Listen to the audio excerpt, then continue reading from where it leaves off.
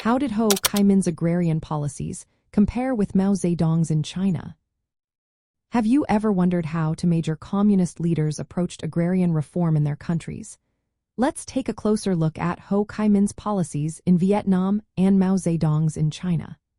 Both leaders aimed to mobilize the peasantry and transform land ownership to eliminate feudal exploitation. They believed that land reform was essential for establishing socialism and empowering the rural population.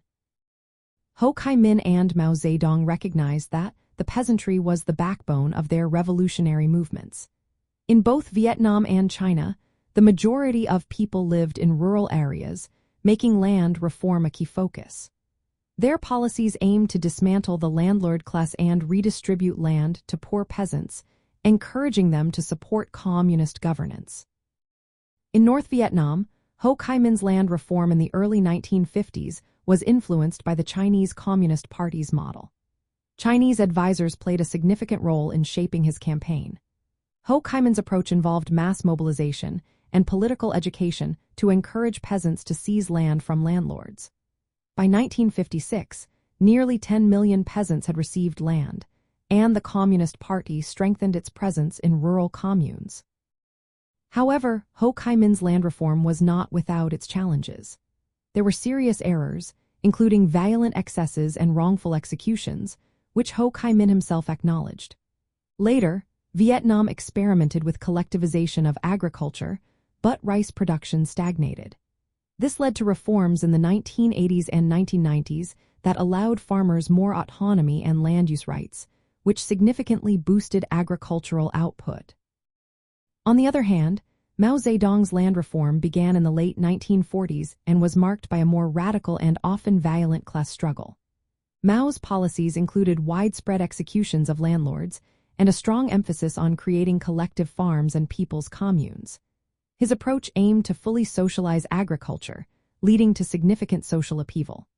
During the Great Leap Forward, Mao's policies resulted in catastrophic agricultural failures. When comparing the two leaders, both prioritized land redistribution to empower peasants and break feudal structures.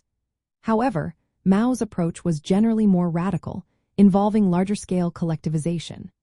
Ho Chi Minh's policies initially mirrored Mao's but adapted over time, especially after observing the challenges of collectivization.